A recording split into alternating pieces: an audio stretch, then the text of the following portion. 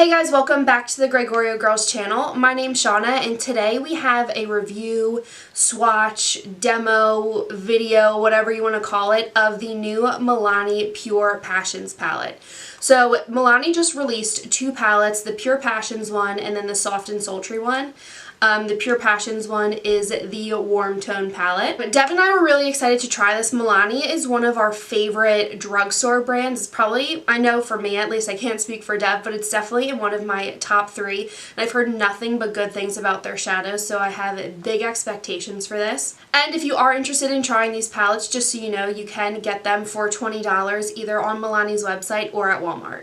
So for this video, I'm going to do swatches first and then kind of the demo of this eye look right here using the palette. Before we get into it, don't forget to subscribe to our channel, follow us on Instagram, and like this video. And then with that, let's just get right into it. Alright, so first the palette comes in this little box right here, and then the packaging looks exactly like all their other palettes. Mine's all like hand printy, but just that like normal gold packaging that all their palettes come in. Then here's what the palette looks like itself. So you have this one, which is Pure Passion. This is the warm tone one. And then they have a Soft and Sultry one, which is their cool tone. It's filled with like more purple and like mauve-y shades. So Devin and I just got the warm tone one. This is the Pure Passion one. Because we like to wear warm tones more often than we think most people do too, so we got this one. We didn't want to buy both because, you know, we're kind of balling on a budget. So there's a nice big mirror in here too. Sorry, I have like streak marks on here. You're going to be able to see like all my equipment and the reflection of the blinding ring light, so sorry about that. It's kind of lightweight. It seems like it's something that's really easy to travel with. You have obviously all your warm tone neutrals, like I said 100 times. This is the warm tone palette, and then you have that big mirror. So I feel like packaging wise I really like this. Again, easy to travel with, easy to take with you anywhere, and just an easy like everyday palette. Alright, so let's go ahead and do the swatches first. So first I'm going to swatch all the shimmers and then all the mattes. So here are the shimmers. I think they swatch pretty nicely. Some of them, like this one up here, the first one, actually kind of feels like a pressed glitter. And that's this shadow in the palette. But yeah, their shimmers are pretty nice. They are pretty pigmented and pretty smooth. So for a drugstore palette, these are like pretty good. Alright, so let's move on to swatching the matte shades. So I was trying to just swatch them on my arms, but I feel like this one might be a little bit easier if I just kind of live swatch them for you. So this first shade is just kind of a light nude color, so you're not really going to be able to see it on my skin too well, just because I'm a light nude color. But it is pretty nice and pretty pigmented. So I'll just show you on my finger. I only dipped in a little bit and that's how much came off. So a pretty good matte. This is like a mid-toned, like almost burnt orangey brown. I'm like the world's worst swatcher. This is like a nice mid-tone pink. I feel like that one didn't swatch that well, but you can see like on my finger a lot comes up. I'm just going to move up to my hand. But then there's this nice like deep, I guess kind of like terracotta brownish red. And then like a warm tone chocolate brown. And then lastly there's this shade in the palette right here. It looks like a matte, but if you look closer there are some like little reflex in it. Not really sure how you categorize that, but I'll swatch it anyway. And that's this one. So there you go. Alright, so let's just jump into an eye look and kind of test how the palette performs on the eye. So first we're going to go in with this like bone color shade right here. This was the really light shade that didn't show up on me. I'm going to run that just through my crease. I'm going to take that on a Morphe M5... What? I'm going to take that on a Morphe M504 brush. Sometimes I'm just like... I'm going to take that on my Morphe M504 brush. Run it through my crease. Don't realize, like, you think you can just come on camera and tell people what the hell you're doing, but like you get on camera and you're like, I freeze up, tense up. But yeah, you can't even see that just because I'm so white, but that's okay. It'll give us like something to blend upon. Okay, and then next I'm going to go in with this matte pink shade right here. Really don't have to like dip in for too much, which is nice. You just dip in a little bit and you get like a decent amount on your brush. And they blend really, really nice.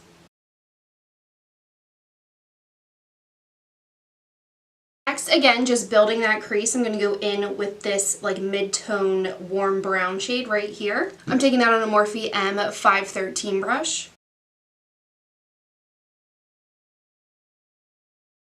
And then go back with that pink shade, blend around. Alright, so next I want to dip into this shade right here. This is the one that reminds me more of like a pressed glitter as opposed to a regular shimmer shade. I'm just going to go in with a regular packing brush. I'm not going to wet it because I just want to see how it performs by itself. Pat it all over. Yeah, that's really nice. All over my eyelid. Although on camera it doesn't look that nice. Like it really washes it out. I'm going to wet it just so you guys can see how metallic it looks, but just know that I like it dry. But we're just going to see if it looks even better when you wet your brush. I feel like you can't even see it. Like in the viewfinder I like can't even see. It doesn't really look like there's that much on there. Now I'm just going to kind of use the shape of my brush and like stamp it around my eye to kind of make like a fake cut crease because I'm obviously not laying down any concealer or any type of base. You know me, with these hooded eyes, we kind of have to like fake where our crease is. And obviously you want people to see your eyeshadow color when your eyes are open, so you have to just kind of take it a wee bit higher. It's not lying, it's just not the truth. Right, Nug? Yep. Nug doesn't know because she's got good eye shape. Okay, so I will say with this shade, I don't know if you can see it, but I am getting some fallout on my cheeks. So just know that this shade right here does kind of have some like flakiness to it, which isn't the best, but it's also like really pigmented. So I'm not sure I'm like totally upset about it, but if you are going to use this shade, I would say probably do your eyes first and then your base, because it is kind of just falling all over like my cheekbone right here. I like don't know how to do a review video. It's like weird, you know? And then just on my finger, I'm going to take this shade mainly because I just want to try as many shades as possible in this palette for this video. So I'm just going to take that on my finger and see how it looks and kind of stamp it on like the middle to back part of my eyeball. I don't know that it really added that much, but it's a nice shade. And then just to deepen my outer corner, I'm just going to take this shade right here, pop it on like a little eyeshadow brush, just a little bit, and deepen that outer corner just ever so slightly. I don't want it to be too deep because I don't want it to be a super dramatic look, but I just want to give it a little bit more depth.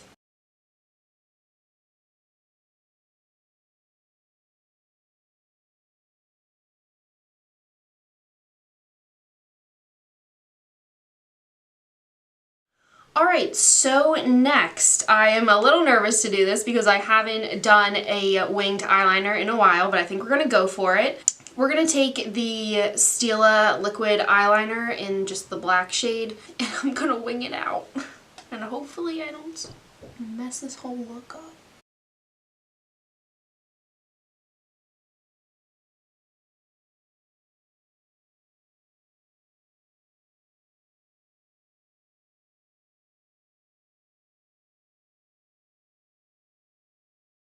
Okay, so our wings are just a little bit uneven, but I don't care. I haven't done a wing in forever, so we're just going to leave them.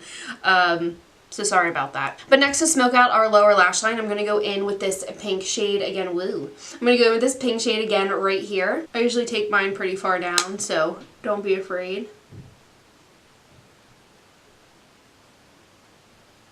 Alright, so I'm kind of feeling like now that I'm playing with this shade a little bit more, I feel like I do have to dip into this pink one quite a bit to get the amount of pigment that I want. It's still like a nice shadow.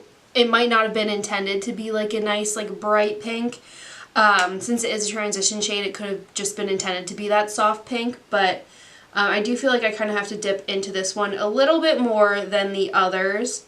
And again, it is a lighter color, so it doesn't bother me too much. And if I was to dip into like that brown shade, which was super pigmented. Alright, and then next I'm going to go ahead and dip into this shade right here and smoke that along my lash line as well.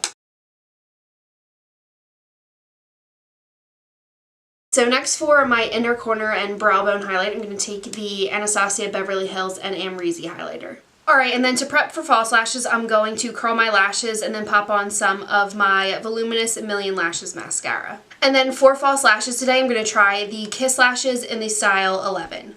Alright, and then next we're going to finish up with lips, and then we'll move on to my final thoughts. Alright, so next we're going to move on to lips and then finish up, and we'll move on to my final thoughts on this Milani palette. So what I've been really liking to do is combining my Rimmel Stay Matte Liquid Lip, this is in the shade Mocha, with a gloss. And I really like the Buxom lip glosses.